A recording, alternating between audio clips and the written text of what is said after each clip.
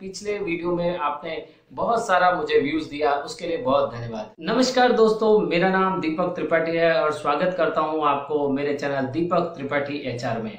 मैं अपने वीडियो के जरिए जॉब, करियर और एचआर से रिलेटेड इंफॉर्मेशन आपके लिए लाते रहता हूं। मेरे साथ इस वीडियो में अंत तक बने रहिएगा ताकि मैं आपको सारी डिटेल्स वीडियो में एक्सप्लेन कर सकूं। और अगर आपको वीडियो अच्छा लगे तो इसे लाइक, सब्सक्राइब और शेयर भी कीजिएगा। तो दोस्तों, वीडियो शुरू करने से पहले आपको मैं बता दूं कि एसबीआई की साइट पे एक नोटिफिकेशन जाहिर हुआ है जिसके अंदर ये कहा गया है कि कुछ ऐसी फ्रॉड लोग हैं जो एसबीआई से मिलती जुलती वेबसाइट्स बना रहे हैं और लोगों को उनके सिलेक्शन के बारे में, उनके इंटरव्यू के बारे में, उनके अपडेट्स भेज रहे हैं और लोगों के साथ फ्रॉड कर रहे हैं। तो अगर आपको ऐसे कोई भी मेल या कोई लेटर आता है तो आप उसे क्रॉस वेरीफाई कीजिए। और सबसे पहली और इम्पॉर्टेंट बात, अगर आपको कोई भी अपडेट्स आएगा तो सिर्फ और सिर्फ इन्हीं वेबसाइट्स के थ्रू आएगा जो वेबसाइट्स इसके अंदर मेंशन की गई है, www.sbi.co.in/careers और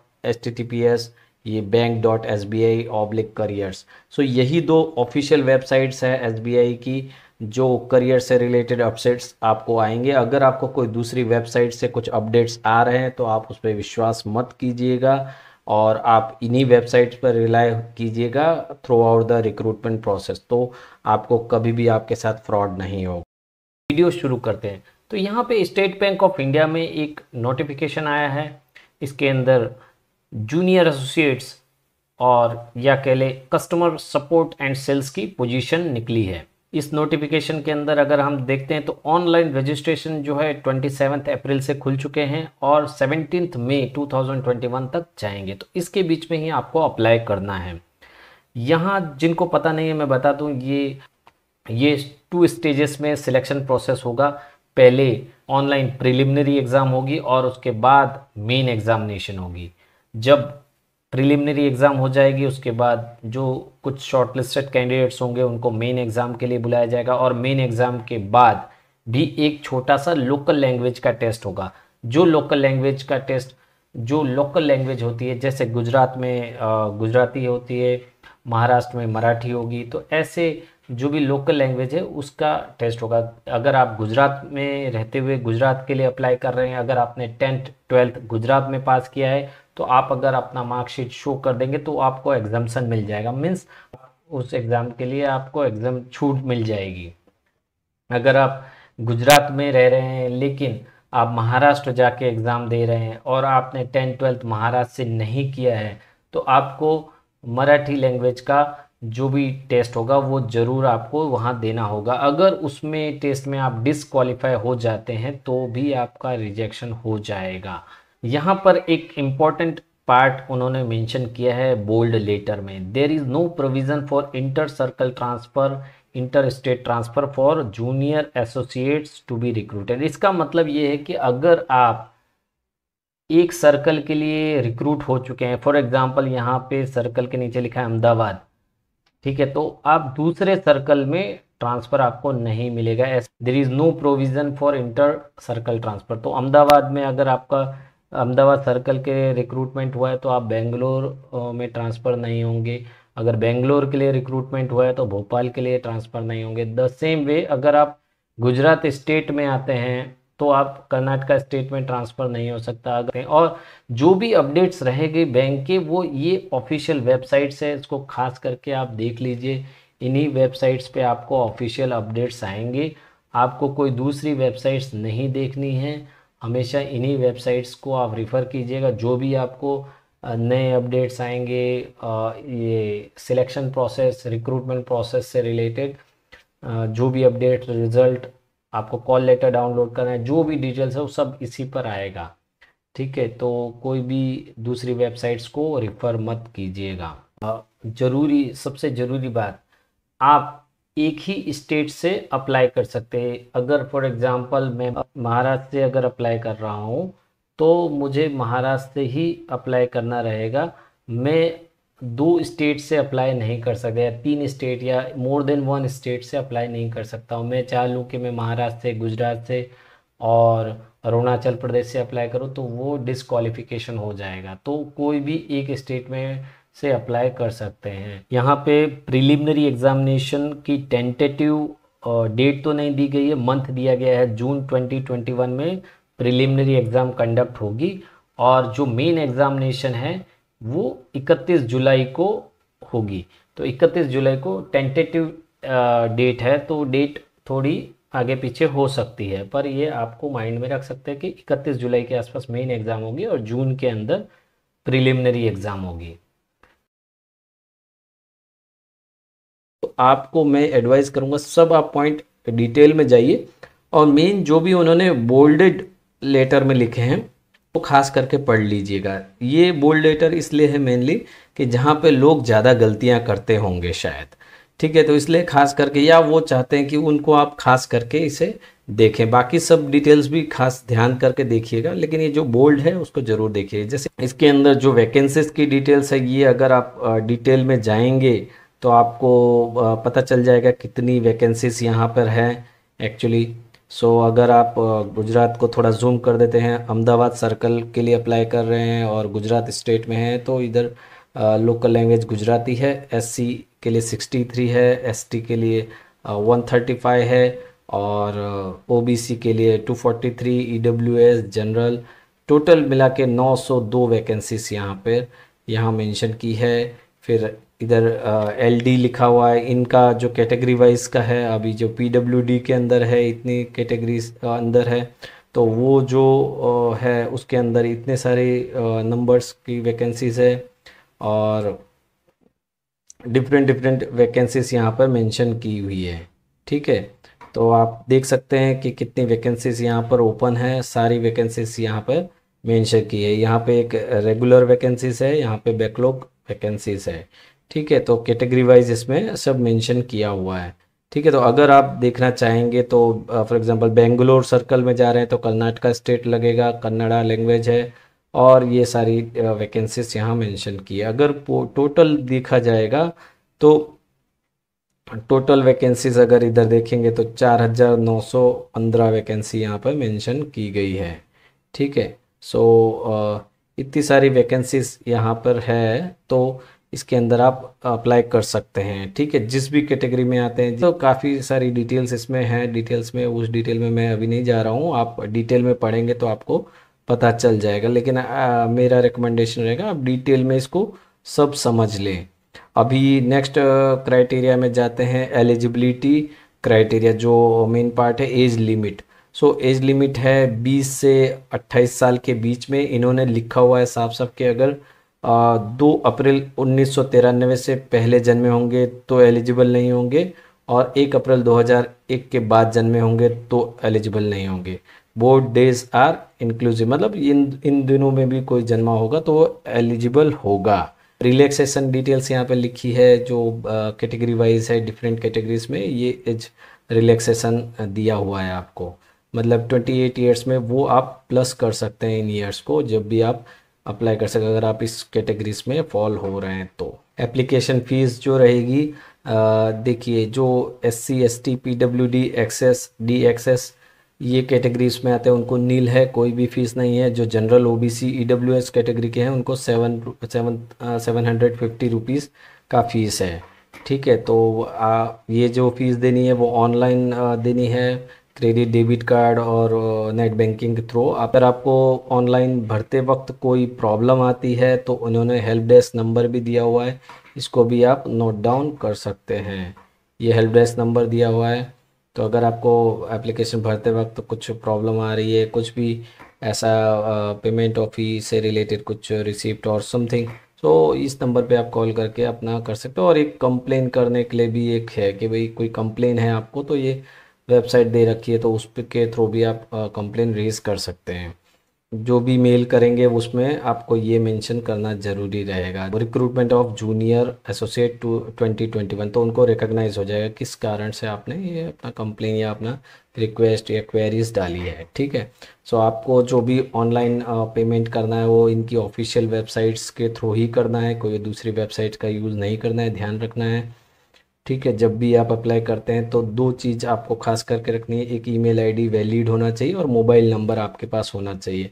अगर ये 2 चीज़ आपका कभी भी यूज़ में नहीं होने वाला है फ्यूचर में, तो ऐसी चीज़ मत मेंशन करना। जो मोबाइल नंबर हमेशा एक्टिव रहे, जो ईमेल आप रेगुलर यूज़ करते हो उसी को आप यूज़ करें, क्योंकि जो भी अपडेट्स रहेंगे further, call letter, advice, suggestion या जो भी अपडेट्स आएंगे इन पर ही आएगा, तो आप कोई भी नोटिफिकेशन मिस ना हो जाए। ठीक है, तो ये एक इम्पॉर्टेंट चीज़ है। जो सिलेक्शन प्रोसीजर है वो भी बता देते हैं। इसके अंदर 2 एग्ज़ाम होगी, preliminary exam and main exam. Preliminary exam जो है इसके अंदर क्या होगा ये भी इधर मेंशन किया हुआ है। नंबर 1 रहेगा इंग्लिश लैंग्वेज का टेस्ट रहेगा, 30 क्वेश्चंस रहेंगे एंड 30 मार्क्स हैं और duration 20 minutes. Then numerical ability रहेगा 35 questions, 35 marks and 20 minutes. Reasoning ability 35 questions, 35 marks and 20 minutes का रहेगा और टोटल 100 क्वेश्चंस है और 100 मार्क्स है। टोटल 1 आवर का आपको टाइम रहेगा और इसमें एक निगेटिव मार्किंग भी है। 1/4 ऑफ द मार्क जो है वो हर एक रॉन्ग आंसर पे कट जाएंगे। अगर आप श्योर हैं तो ही आंसर दीजिए। बहुत अच्छा गेस है तो ठीक है, अगर जस्ट गेस ज़्यादा करेंगे या ऐसा ही जवाब दे देंगे जो आपको श्योर नहीं हो तो आपको निगेटिव मार्क का सामना करना पड़ेगा, तो निगेटिव मार्क रहेगा। ठीक है, तो निगेटिव मार्क से बचना हो तो जब आप श्योर हो तो ही आप उस क्वेश्चन को अटेम्प्ट कीजिएगा। ठीक है, तो टोटल 1 आवर का ड्यूरेशन है और 3 सेक्शंस इसके अंदर हैं और 100 मार्क्स की एग्ज़ाम है। अभी जो मेन एग्ज़ाम होगी उसके अंदर क्या होगा कि मेन एग्ज़ाम में आपको इसके अंदर के जो भी सिलेक्टेड कैंडिडेट होंगे, जो भी उन्हें लगता है, ठीक है, तो इन्होंने मेंशन किया approximately 10 times the number of vacancies subject to availability. ठीक है, तो जो भी जितनी भी वैकेंसी है उसके 10 टाइम्स के अराउंड वो लोग या फिर जितनी भी अवेलेबिलिटी है उसको सिलेक्ट करके वो मेन एग्ज़ाम में के लिए भेजेंगे। तो जो मेन एग्ज़ाम के अंदर टोटल 190 क्वेश्चंस रहेंगे और 200 मार्क्स की एग्ज़ाम होगी। 2 आवर्स एंड 40 मिनट्स की ये एग्ज़ाम होगी।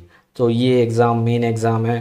तो इसके अंदर जैसा इधर मेंशन किया है, जनरल फाइनेंशियल अवेयरनेस के जस्ट जो सेक्शन है उसमें 50 क्वेश्चंस है, 50 मार्क्स है, 35 मिनट्स है। जनरल इंग्लिश के 40 क्वेश्चंस है, 40 मार्क्स है, 35 मिनट्स है।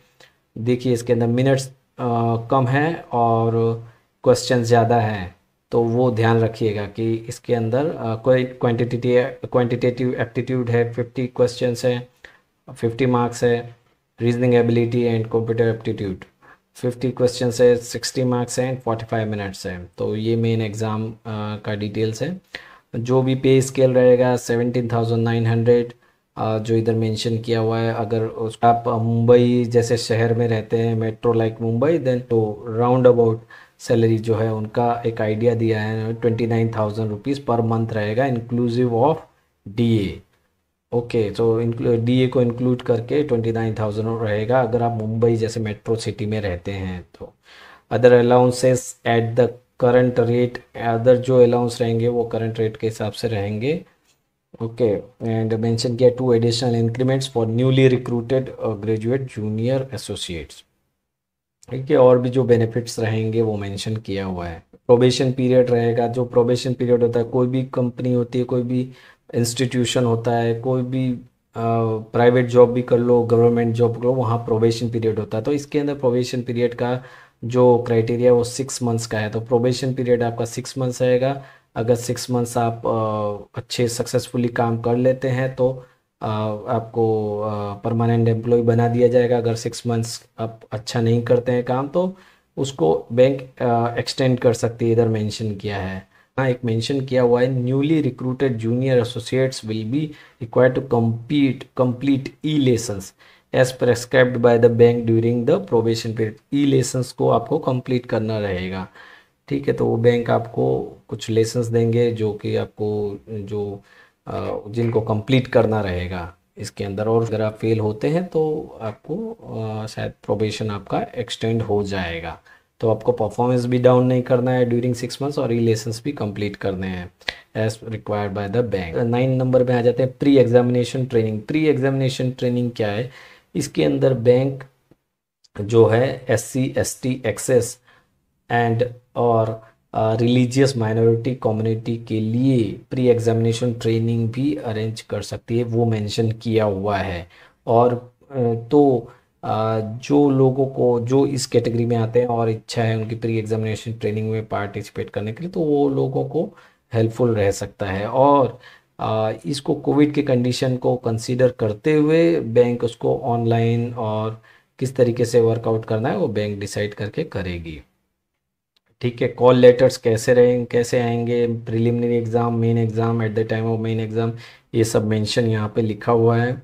जो कॉल लेटर्स है वो डाउनलोड करना है वेबसाइट्स में जाके। The candidate should download their call letter and acquaint yourself booklet by entering their registration number and password, date of birth from the bank's website from 1st June। So 1st June onwards आपको ये आपका जो call letter है वो download कर लेना है। और जो मेन एग्ज़ाम में क्या करना है, मेन एग्ज़ाम में candidates must bring duly authenticated preliminary exam call letter. Okay, जो ऑथेंटिकेटेड होना चाहिए वो आपको लेके जाना है मेन एग्ज़ाम में।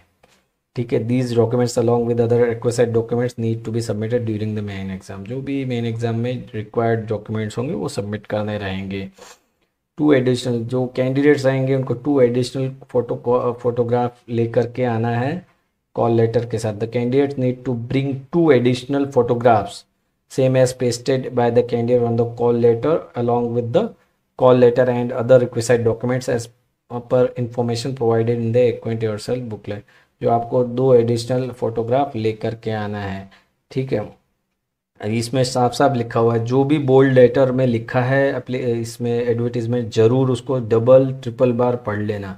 जैसे इसमें लिखा है, candidates reporting without photograph pasted on the call letter और without 2 additional photographs same as pasted on call letter will not be allowed to appear for the examination. So कोई डिफरेंट फोटोग्राफ्स के साथ नहीं जाना है। ओके, और candidates reporting without photograph ही paste नहीं किया होगा कॉल लेटर में तो भी नहीं जा सकते हैं। और 2 एडिशनल फोटोग्राफ्स नहीं होंगे तो भी आपको अलाउ नहीं करेंगे, तो उस समय समस्या हो सकती है। तो ध्यान से आप ज़रूर फोटोग्राफ्स जितनी चाहिए, 2 फोटोग्राफ्स सेम जैसी एप्लीकेशन के समय पे रही थी वो आप इसमें लेके जाइएगा। कोई भी हार्ड कॉपी, इसमें लिखा है no hard copy of the call letter preliminary में exam candidates booklet will be send by the post से जरिए कुछ भी नहीं भेजना है इसमें से आपको। ठीक है, आइडेंटिटी प्रूफ टू बी, अभी इसके अंदर प्रीलिमिनरी में एग्जाम में आइडेंटिटी प्रूफ के लिए कुछ डॉक्यूमेंट्स चाहिए। Must bring 1 photo ID proof such as, कोई भी फोटो आईडी प्रूफ इसमें जो मेंशन किया है, passport, Aadhaar, PAN, driving licence, voters card, bank passbook with duly attested photograph, identity card issued by school और college gazetted officer in the official letter head in original as well as self address. जो भी आपको ये जो है आपको attest करवा लेनी है स्कूल और कॉलेज गेजेटेड ऑफिसर से अपना जो भी आईडी प्रूफ है, और उसका एक कॉपी भी साथ में रखना है। कैसे आईडी प्रूफ नहीं लाते तो हो सकता है आपको एग्जामिनेशन में बैठना ना दिया जाए, तो बेटर कि आप इसको ज़रूर लेके जाइए। तो इसका मतलब ये है कि अगर आप ये चीज़ नहीं करेंगे तो आपको एग्जामिनेशन हॉल में बैठने नहीं दिया जाएगा। एक और पॉइंट यहाँ पे लिखा है, request for change correction in particular including category in the application form 1 submitted will not B. जो भी आपने इन शॉर्ट जो भी आपने चीज़ें मेंशन की गई है एप्लीकेशन के वक्त में, एप्लीकेशन के टाइम में, वो चेंज नहीं है होगा बाद में। वीडियो को अंत तक देखने के लिए बहुत बहुत धन्यवाद। अगर आपको ये वीडियो पसंद आया है तो आप इस वीडियो को लाइक कीजिए, हमारे चैनल को सब्सक्राइब कीजिए और अपने दोस्तों के साथ शेयर कीजिए। तो अगर वो भी जॉब ढूंढ रहे हैं और फ्रेशर हैं, इस कैटेगरी में आते हैं जिसकी जॉब वैकेंसी यहाँ ओपन हुई है, तो जरूर से जरूर उनके लिए ये वीडियो लाभकारी रहेगा। और बेल आइकन जरूर दबा दीजिएगा, तो आने वाले समय में जब भी मैं सरकारी जॉब और प्राइवेट जॉब से रिलेटेड कुछ वीडियोस आपके लिए बनाऊं, या करियर से रिलेटेड और एचआर से रिलेटेड जॉब्स, जिससे मेरे वीडियो सबसे पहले आपको पहुंच सके। आपका समय देने के लिए बहुत बहुत धन्यवाद। Thank you.